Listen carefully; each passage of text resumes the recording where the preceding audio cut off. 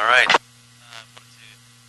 Start today's meeting. Apologize for being a few minutes late here. We're going to get started with the Innovation Technology General Services Committee. I'm joined by Mr. O'Farrell. Mr. Bonin is out today.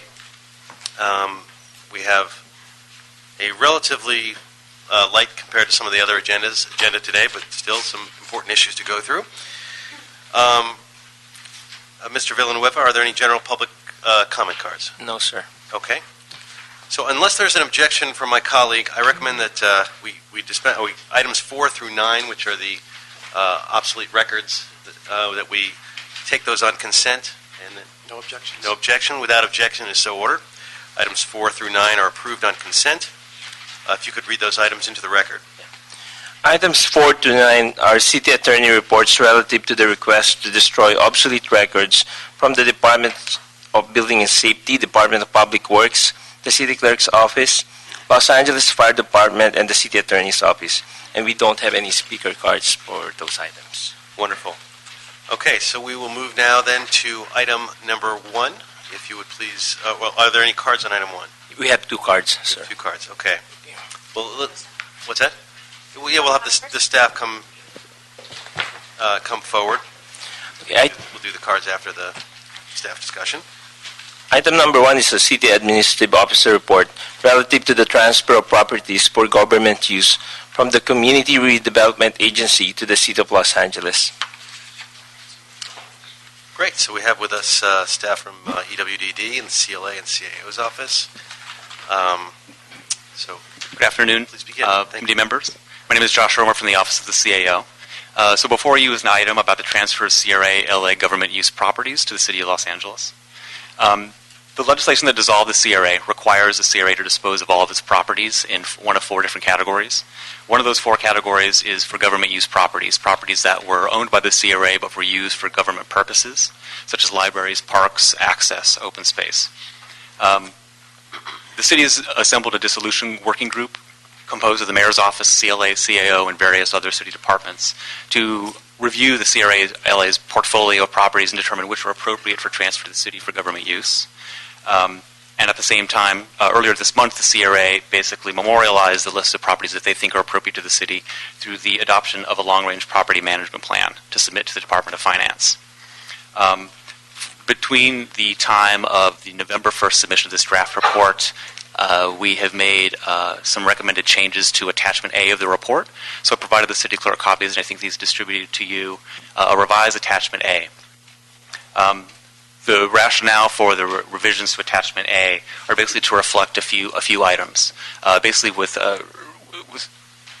because of the passage of the CRA's long-range property management plan and subsequent information we received from the Department of Finance, we have included 13 real property interests on the attachment, and these include basically easements or covenants for public access. We've also included an additional amount of transferable floor area ratio or development rights beyond what we at first, as of November 1st, understood that we would be getting from the Convention Center and various other properties that the CRA owns. And we've also, perhaps most importantly, revised the acquisition price. The acquisition price proposed by CRA through the long-range property management plan will be 0. So those are 3 important revisions that we thought should be reflected in this item in the revised Attachment A. So with the recommended revision to Attachment A, there were a total of 50 properties that the dissolution working group took a look at.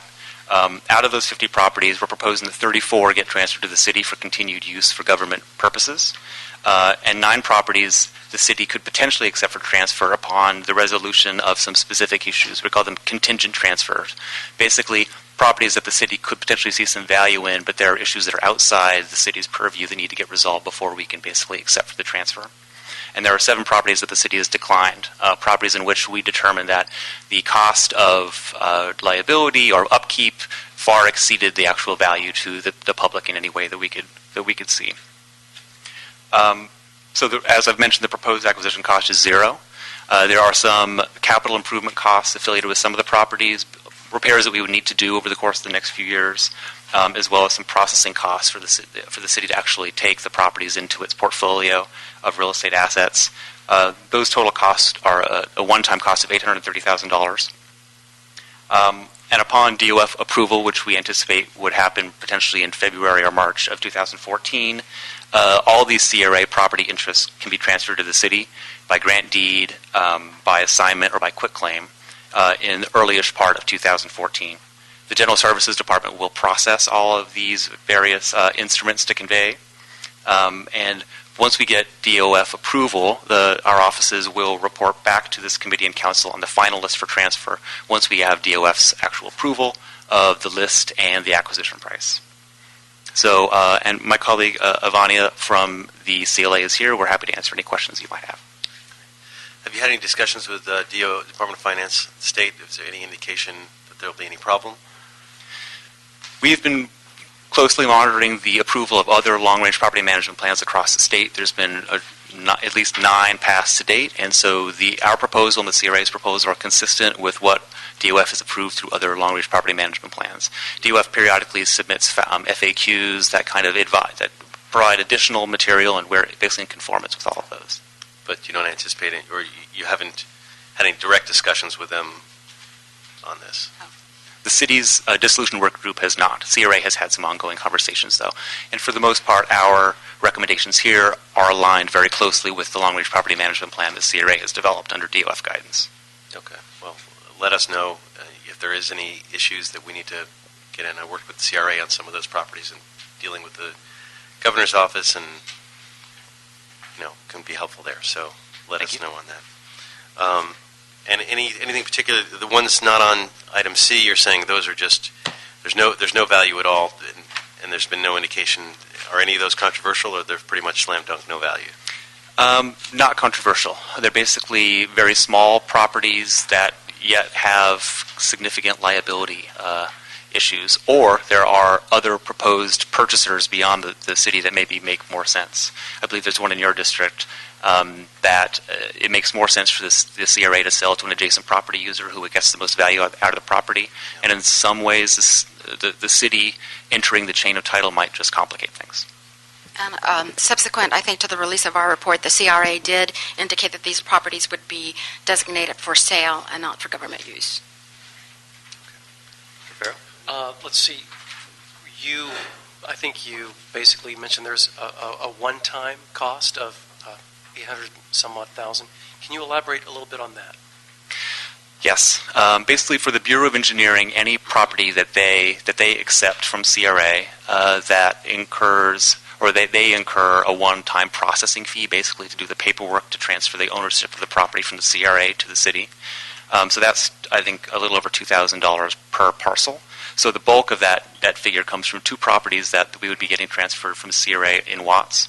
They're 2 community centers. One's the Old Watts Library, and one's called the Robert Pitts Community Center. They're properties that the CRA developed in partnership with the city or purchased from the city back in the 80s. The city has been using them for a long time, but there are some deferred maintenance costs, and if we're going to formalize our tenancy and our ownership of the building, we really should incorporate some improvements into our work plan over the next few years. And that kind of flows into my second question, and that is, are there maintenance costs or operational costs or anticipated costs related to either in relation to the transfer of properties? Well, we've discussed the potential capital costs. And it's operational costs, anything that BOE would be getting that's in the public right-of-way, there's no additional capital costs that they've incurred or will incur according to BOE. The properties that would be going to the Department of Recreation and Parks, those, for the most part, are properties that were already anticipated to go to Rec and Parks. The CRA was in partnership with Rec and Parks to develop a few properties, and Rec and Parks had always anticipated covering the operational costs. So there will be additional costs, but they were costs that Rec and Parks had been anticipating already. And can budget for or already has, perhaps? Yes. Okay. Some already had a third party also doing some of the maintenance, and nonprofits, et cetera, that were taking care of some of those maintenance issues. Thank you. Okay, well, before we move on this item, we have 2 public comment cards. Thank you both very much. Thank you. So if I could ask Mr. John Howland from the Central City Association to come forward, and then he'll be followed by Doug Champier from Gibson Dunn. So.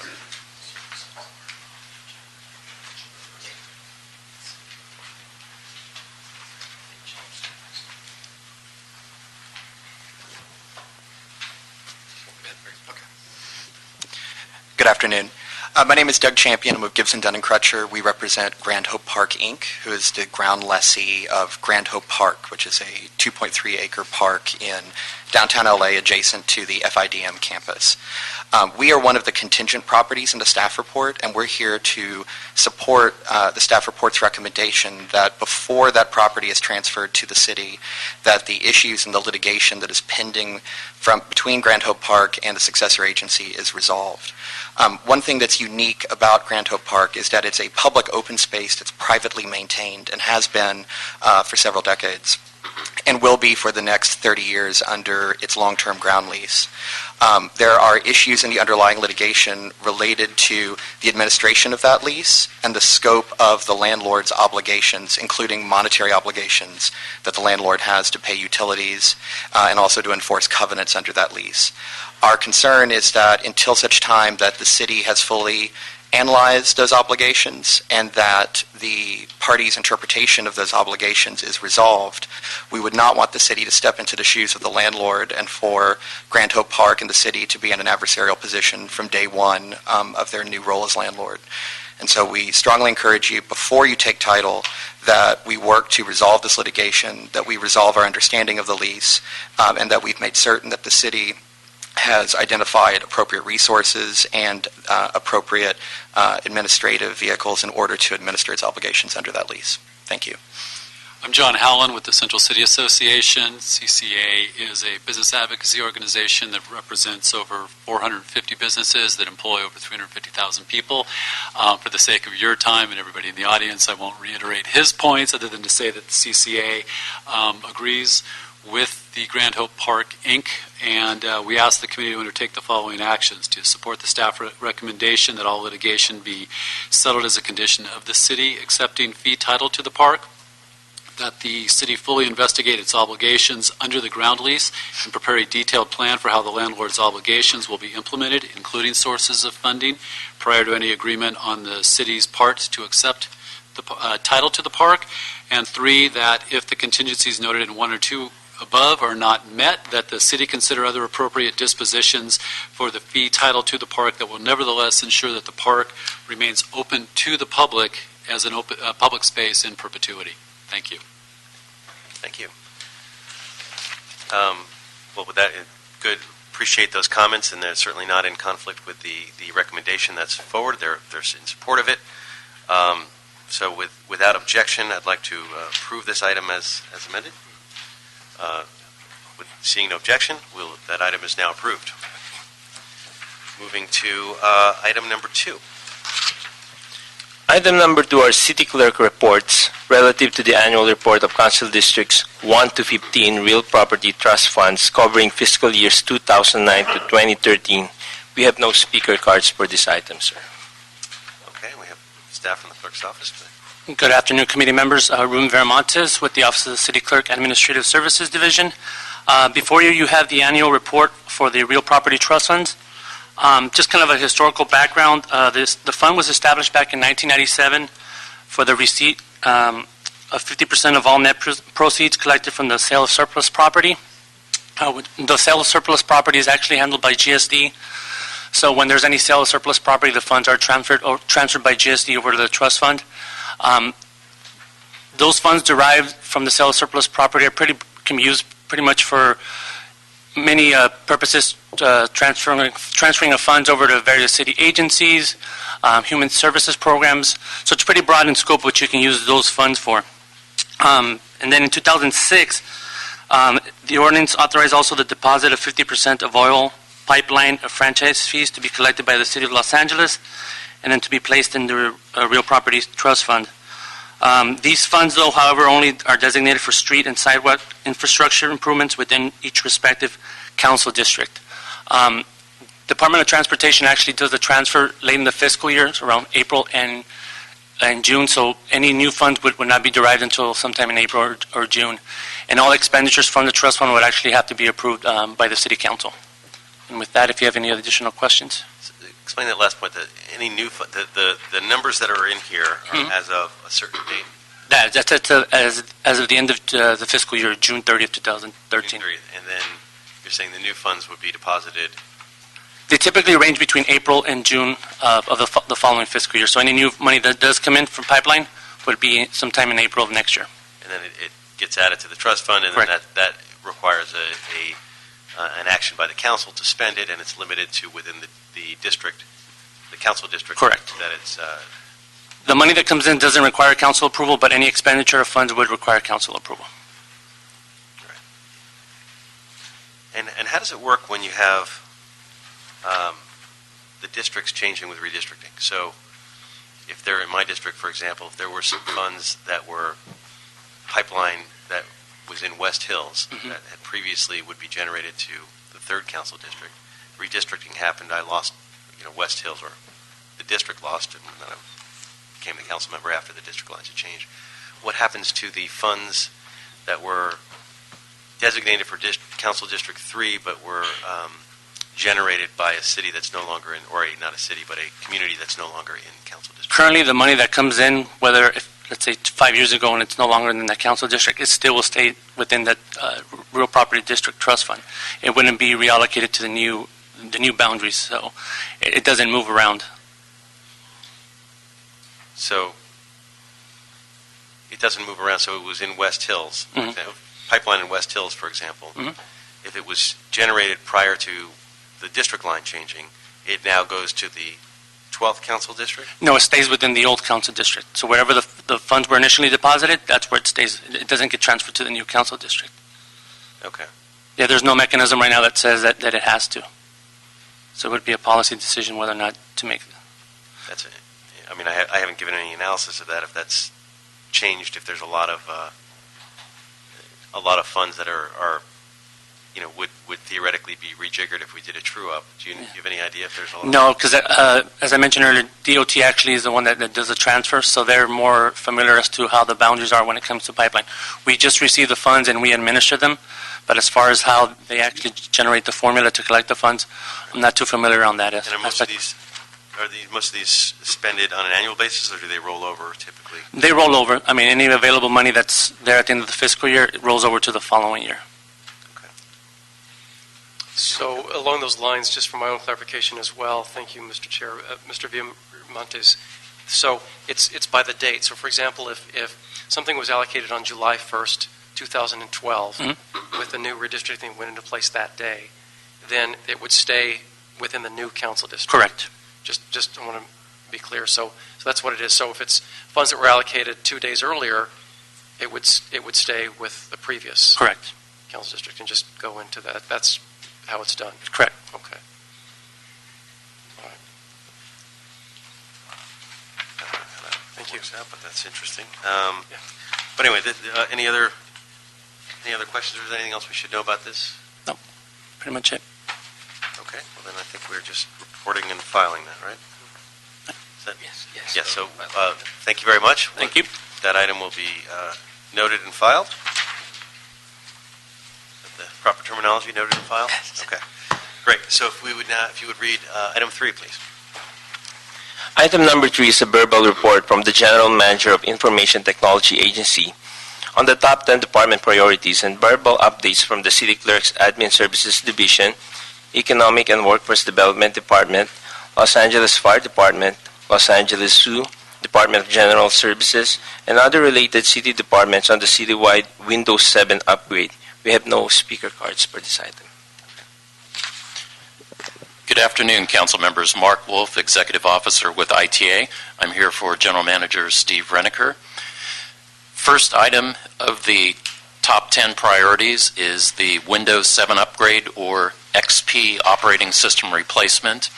ITA over the past several months has been working with city departments in order to assist them with the guidance for changing out their Windows XP operating system on desktops existing in the city.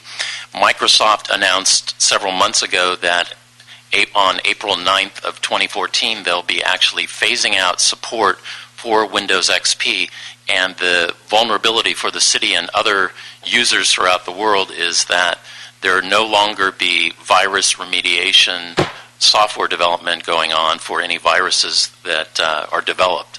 So basically those old desktops using XP would be vulnerable and would be a risk for city department users. So we have worked with departments in providing outreach and information in regards to not only the need to change, but also providing some options for contracting resources that are available with existing city contractors to assist departments that have staffing resources for doing this changeover, because it is a very large effort to do this. Many of the computers that are actually running the Windows XP are older computers which can't be upgraded to the new operating system versions. They actually have to be completely replaced, so it's labor intensive to do this in the large quantities that departments are having to do change outs for.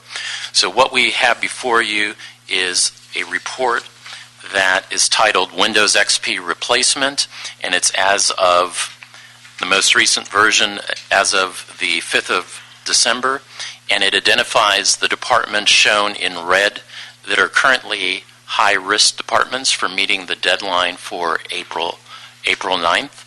Those are departments that either have, most of those are really departments that have funding issues in order to meet the funding requirements to replace the remaining desktop computers that need replacement. So I understand that there's representatives here from those departments to address any questions that you have. But our general manager has met with each of those general managers and has, identified, has conveyed to them the importance of changing out these computers. And those departments I know have been contacting the CAO's office and I believe the mayor's office to see what types of assistance they could potentially get to get additional resource to do that. So thank you. What I'd like to do is, this item is all about the 10 priorities. I think we're going to spend most of our time on priority number 1 in terms of the upgrade to Windows 7. So before we discuss that priority, what I'd like to do is I have a few questions on some of the other priorities and open it up to my colleague for any questions on the other priorities. And then we'll come back for the discussion on priority number 1. Very good. Okay, so just to sort of get the easy stuff off the table. Regarding priority number 2, the RFP for the city's email, why does the RFP for the city email need to be reissued at this point? So through the RFP process that we began several months ago, following the initial bidders conference, there were a number of questions that were conveyed to ITA during that session and following that session subsequently during the open period for questions. Due to the volume of questions and the nature of the questions, both ITA and the city attorney agreed that it made sense to restate the RFP to be able to clarify any issues, the many different issues that were being asked during that period. So ITA is now in the process of finalizing that draft. We're in the process of addressing some of the questions that LAPD specifically had, and following that, then forwarding the restated draft to city attorney for final approval. Following that, we would then be targeting to have one more round of questions when the restated RFP is back out.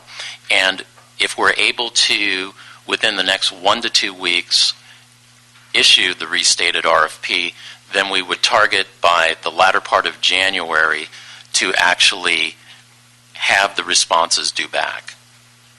So that's kind of the timetable that we're targeting at this point in time. Okay.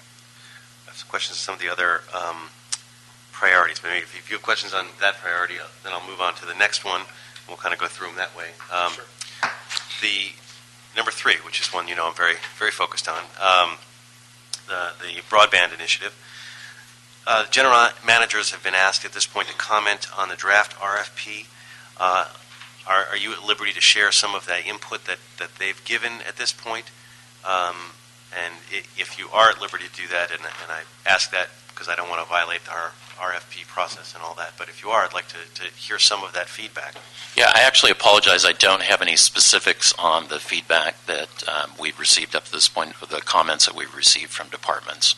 Unfortunately, I didn't have an opportunity to get that from Steve. Well, something I'm interested in, certainly, and we can meet about that separately. But maybe in the next hearing we have, we'll talk. We'll certainly at that point, hopefully, the RFP will be public at that point, and we still want to figure out the best way to make that public for comment. Whether we can just put it out on the vendor list, or we can put it on a website, or something like that. But I want to get a fire under that.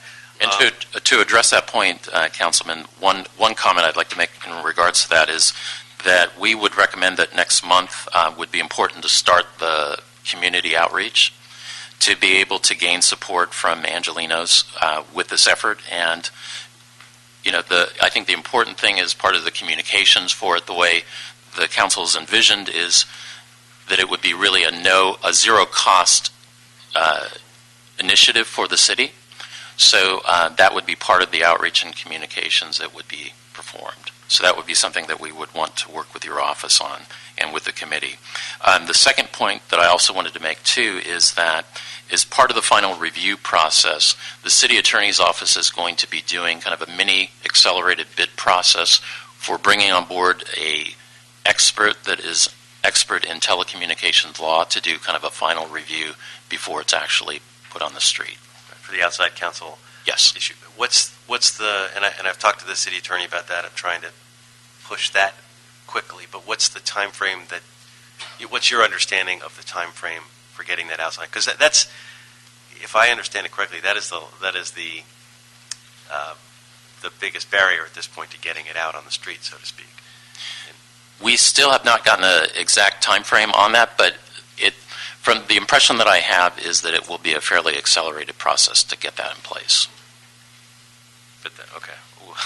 Since I don't know what the regular process is, I don't know what the accelerated process is, but I think it's more in the realm of, say, 2 to 4 weeks. Okay. And certainly just know from my perspective, from the chair's perspective, I want that to go as fast as possible, and I'll talk with you guys about that and talk with the city attorney about that again, additionally. Do you have any questions on that one? Thank you. Or I have a question about priority 9. So if you have a question about any of the other priorities up to 9, feel free to ask. Just I wouldn't mind you elaborating on priority number 8. Okay. Just a bit. So several months back, ITA, through the monthly IT managers meeting, have communicated to departments that as of the end of this calendar year, early part of next calendar year, we would like to phase out the existing BlackBerry servers that we manage that are for the existing BlackBerry users throughout the city. And this is for a number of reasons, due to cost savings and also due to new technologies that are available through either the Apple platform with iPhones and iPads, as well as on the Android platform for the various Android offerings. Both of those offerings actually can be implemented without managing a separate server infrastructure centrally in the city, which is a cost savings both not only on staff time but licensing and hardware support. So that is something that we've communicated out to departments and have worked with departments to provide the various options that are on contract and available through multiple providers that departments can transition to. And for those departments that are still interested in utilizing BlackBerries, with the new BlackBerry devices that are out, the latest devices, there are now options that have the hard keyboard, which is many of the people that really enjoy using BlackBerries, it's because of the hard keyboard rather than a virtual keyboard. So there's now an option that is available that doesn't require the centralized server infrastructure. So anyone that's still interested in continuing to use a BlackBerry could do that and transition to a new device. And with that, so with the phase out, in addition to logistical advantages because of our emergency operating system, are there also significant savings involved? There's more significant, I would say, staff savings in terms of support of the devices. It's much more labor intensive for us to do the support work for BlackBerry devices, especially if devices require, for whatever reason, reestablishing and reconfiguring. They're much more labor intensive. In terms of licensing cost, I think it's more in the realm of maybe about $20,000 for an annual basis. And so, lastly, the phase-out, in a perfect world, would it be complete when, by summertime, or? Actually, we're going to be much sooner than that. It would be we had given departments a target of the end of December of this year, and so we are giving some cushion to that, so we would anticipate that we would be turning off the infrastructure and decommissioning it by the early part of January. Thank you. I'll just say for folks who are wary about transitioning off of Blackberries, when I weaned myself off of BlackBerry and made the switch a number of years ago, I used a crutch, a Bluetooth case that had a hard keyboard in it, and that helped me bridge the gap. And now I'll never go back. I like the virtual keyboard, but it's something to think about. On priority 9, dealing with Section 508 compliance, wondering if employees' personal information might be discoverable through a Public Records Request Act. And if this is the case, and you may not have the answer to that right here, but then thought that would be something we should discuss with labor, and whether the access to the website might somehow open up more personal information. If I could, giving you some background on the American Disabilities Act, Section 508, it has to do with website accessibility for the disabled community, for both sight impaired, visually impaired, hearing impaired. And there are various requirements that entities are responsible for any content that's published on the website.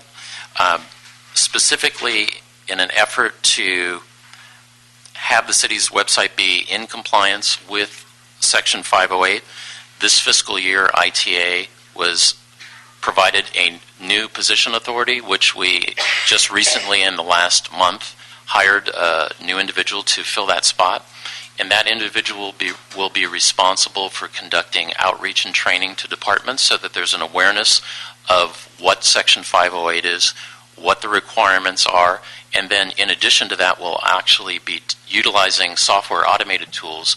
We'll be doing review and auditing of websites and working with the departments and providing them with the audit reports that show any items that are not in compliance.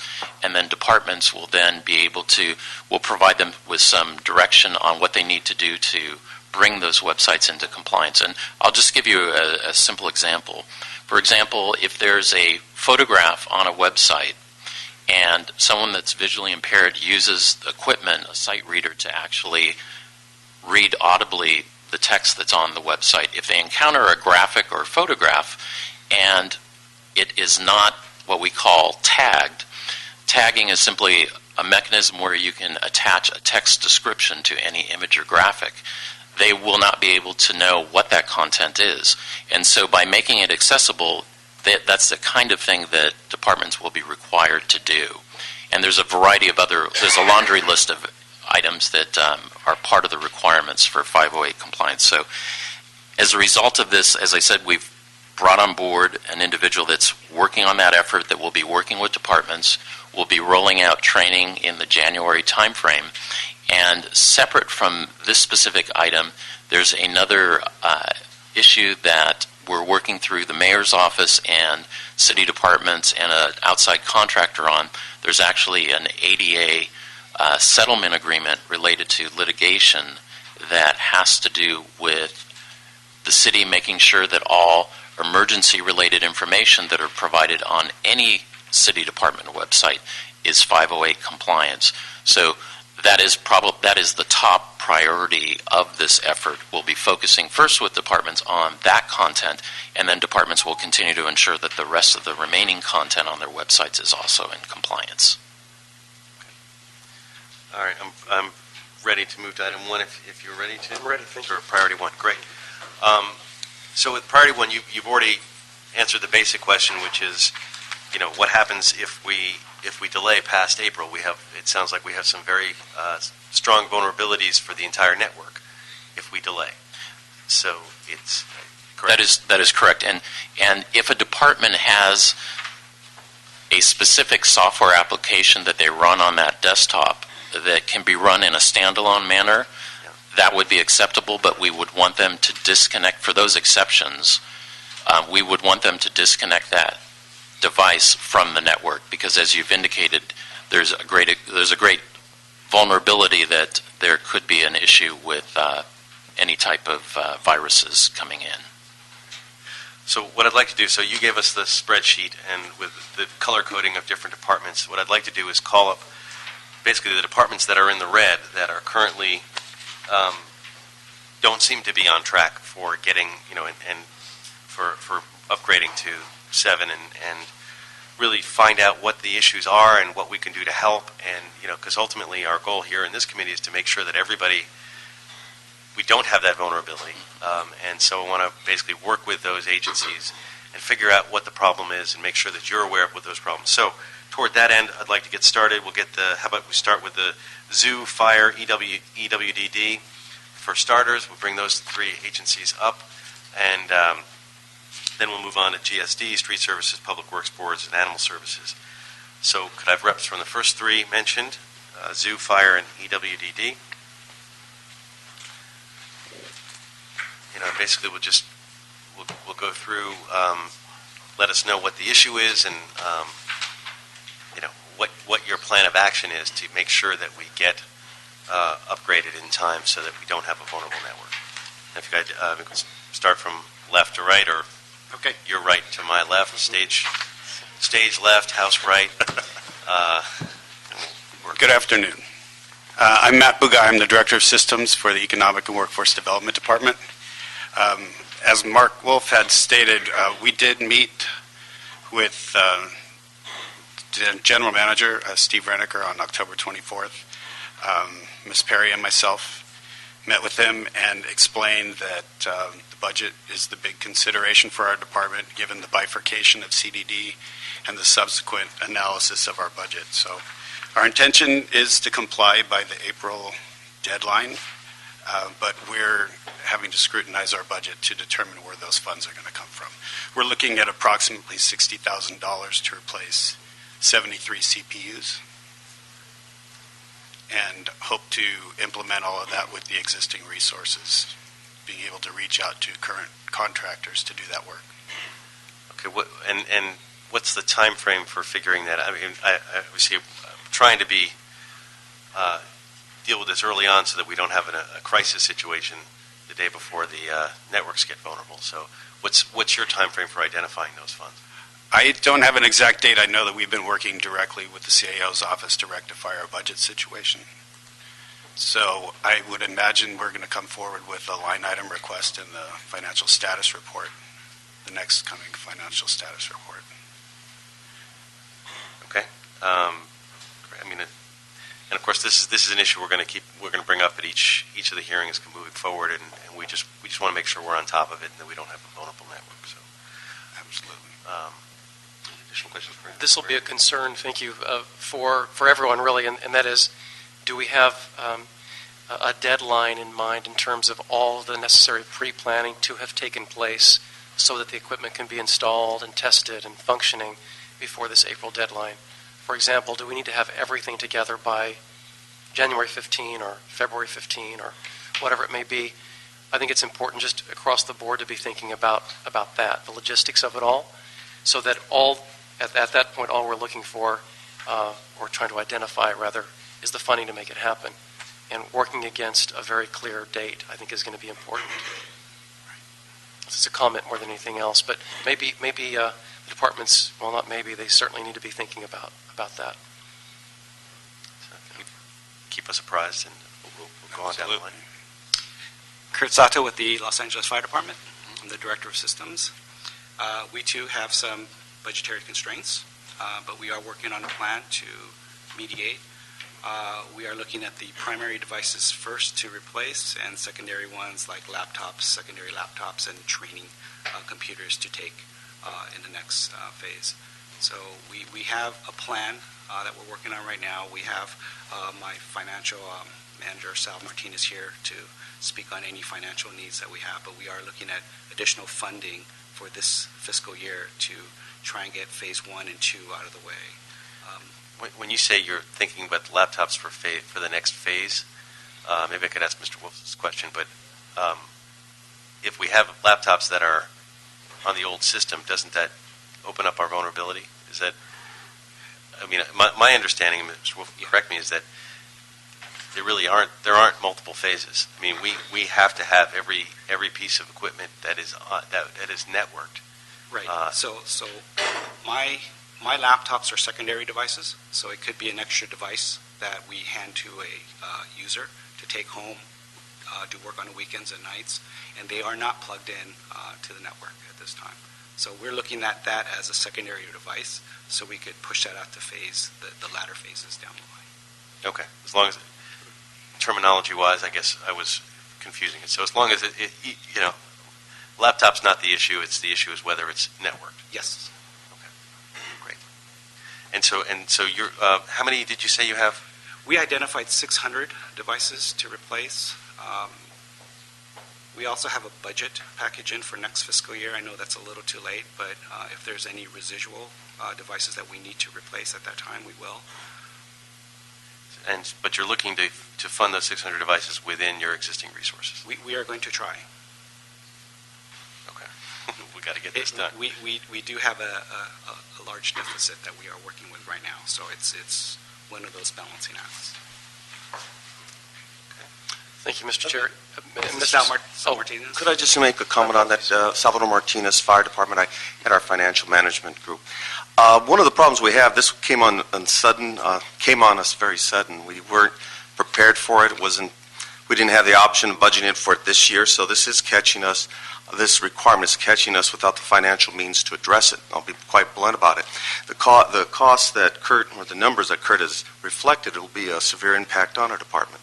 And unfortunately, we're currently running a deficit, so we're thrown in a situation where we're trying to deal with an ongoing deficit on our salary accounts and trying to meet this need. So we will be talking to our CO analysts. We will be addressing it in the financial status reports, but at this point, it does represent a serious concern for the department to address this financial impact on the department. And we do not have a full solution at this point. I want to be pretty upfront and blunt about it. Well, that's why we're trying to identify this now, so we come up with a full solution, working with you, whatever actions the council has to take. And I wasn't. Maybe Mr. Wolf, I can ask, when did this need get identified that the different agencies were notified about this? Because I'm not aware of. It's probably before. I want to say the announcement was made by Microsoft somewhere around January of this current year, and it may have even been before that. And around that same time frame, in terms of communication to the ITPC, the monthly IT managers meeting, we brought the information forward to people right away. In terms of actually setting up this formalized process where we had the spreadsheet, the monthly reporting process, that's been going on for probably now the last 3 to 4 months. But it didn't really start until after the budgeting for this year, is it? It was correct. It was probably, like I said, there was a lot, I think, quite a bit of discussion from multiple times of discussion from January of 2013 through springtime as the first entry into discussion about the issue. Which is why agencies are getting caught flat-footed. Exactly. Because of the timing. Yeah. And I'm just trying to, obviously, it's better from our end if we could time these things, create more of a window for folks. But you're saying the driver here was Microsoft's decision in January. The formal announcement, and I don't have that exact date, but just by recollection, it's at least that far back. Okay, thank you. Yeah, my name is Jesus Ortiz. I'm with the Thank you both. Yes, sorry. And we have about 120 computers connected to the network. I'm sorry, which department? LA Zoo. Zoo, okay. Of those 120, we have upgraded, or we have about 40 already on Windows 7. So we have about 80 left that are connected to the network. They still need to be upgraded. We have already purchased some Windows upgrades licenses. That's what we're working on at this point. We expect to upgrade about 50. The rest the department has identified funds already in the Zoo Enterprise Fund and in the projected salary savings for this year. So I don't think we have an issue anymore as far as the funding goes.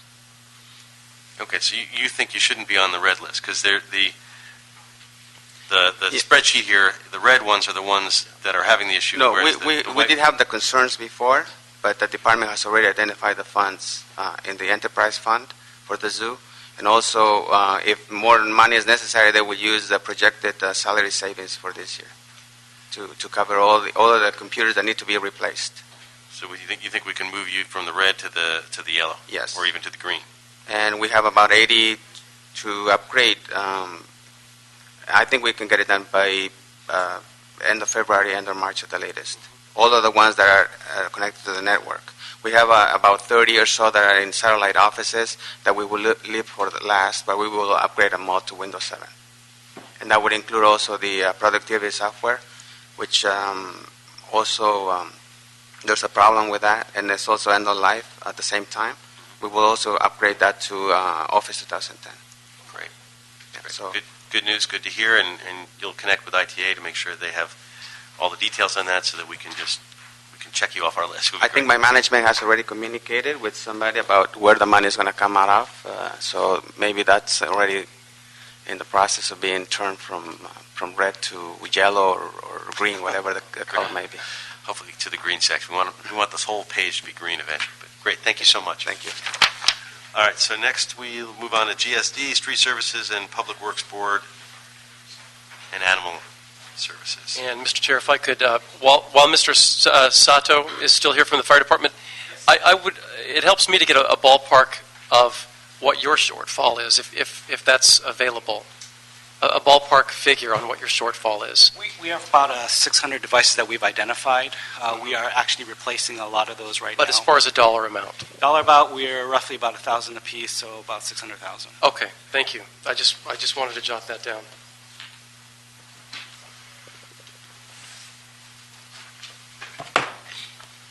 Okay, great. Who do we have? If you could identify yourself. Board of Public Works. Okay. Well, why don't you start? Okay. Good afternoon, council members. I'm Terry Schmidt from the Board of Public Works, and we are to replace 76 units. We've replaced 44. We've identified the funding for the remainder. We expect to transfer those funds in January and make the purchase and have them all installed by March 30th. Okay, another off the red list. Great. Great. So you'll connect with ITA and we'll get you into the green category. Thank you. Next, go ahead. Mike Sakamoto, General Services Department. We're working to identify funding sources right now, reviewing our divisional accounts for possible special funding. We expect to put a line item through our financial status report, but we are trying to look for a particular funding source for it right now. So we have about 561 computers that we need to replace at a cost of about $455,000. $455,000. Okay. And you're looking for a funding source? Yes. Working with our budget sections through the CAO's office. Okay. Do you have a timetable in terms of when you think you'll be able to? You know what? We would have to get back to you on that, sir. Okay. That's just the sort of first run on it. So get back to us on it and let us know, and we want to work with you to make sure it gets done. All right. Thank you. Thank you. Good afternoon, Mr. Chair, Councilmember O'Farrell. John Chavez, Department of Animal Services. We have a grand total of 234 computers that we need to replace. We have enough money to switch over 101. We do have a deficit. Total cost for us this year total cost would be $185,000. We found $80,000, so we're still $105,000 short. As we get closer to the end of the fiscal year, January, February, we'll be looking at our budgets. We might be able to secure another $25,000 if the stars are in alignment and we don't have any major unanticipated costs. So we're still looking at a deficit of about anywhere from $105,000 to $80,000 remaining this year. Okay. And so And that's for how many, for 101 computers? We need about 133 more. We have enough money to purchase. We're able to secure savings from last year to purchase 101 computers for this year. So we'll be in compliance with 101 computers. We still need 133 more computers. And so you'll know by the end of this year what that, you think that deficit will be less, but you're not sure what it will be. That's correct. We'll continue to look for Yes, other sources to close that last bit of gap. that's correct. Okay. So we'll continue to work with you. Great. Thank you. Thank you. Oh, no, that's good. I'm good, thank you. You're just jumping in. Pamela Ostrander with Street Services. Bottom line is it's pretty much the same thing. We're in the same situation as the fire department. The total grant cost for us is probably going to be about $365,000. And same situation, and if we have salary savings or any savings at all, we won't know until the fourth quarter of the fiscal year. And so it could be anywhere from needing zero to up to $365,000. We're looking at replacing about 400 to 500 PCs. 100 of those were going to have to be new. And if any other technical questions, my systems person here is to speak on that matter. Well, I mean, I don't know if it's technical, but just sort of timing in terms of, you have the immediate savings for this year, whatever that is, do you want to apply to this? But in terms of finding other sources of revenue or savings? Well, we really don't have a situation because street services is sort of like, we have so many emergencies that come up. We use our unanticipated monies that we have in the budget to pay for, storm-related issues or things that come up. We'll be completion for the upgrades by the end of March. We've worked with Dell that they will be able to do it before the end of March. And then my financial group, as I said, will work with the CAO's office, let them know we're going to go ahead and pay for it, and then we'll have to work with them on the deficit about finding savings. If we don't have any savings at the end of the fiscal year, we'll know at the end of the fiscal year. It's just the way the situation is. It's not like we don't have a huge backlog of streets we got to pay for, too. So it's tough. It is. So that's it. Additional questions? Just so what you're saying, thank you, is that the crises will likely be averted. You might have to backfill that, reimburse. Correct. It'd be in the financial state. Correct. In the financial status report, we'll show the deficit, what it will be towards the end of fiscal year, and then they just have to work with the CEO about. Okay, so you're more or less in the white box, but with an asterisk. Right. My bottom line is we are going to get the job done. We're going to get the upgrade in. Well, we work with Dell that they will do it by the end of March. So. Okay. Great. Thank you very much. Sure. Okay, great. Well, this was really an informational item, and I appreciate all of the departments coming forward, talking to us about this. Again, it's we're bringing you forward because we want to work with you, want to help you figure it out. We're worried about the vulnerability, and we're all one city family when it comes to this, and we want to make sure we have a solution that's comprehensive. So we appreciate you taking the time to talk with us about this. We're going to work with you to find solutions. And is there anything else I need to do for this agenda besides close it down? I'm going to wield this gavel, and this hearing is adjourned. I like the gavel. Yeah, it is.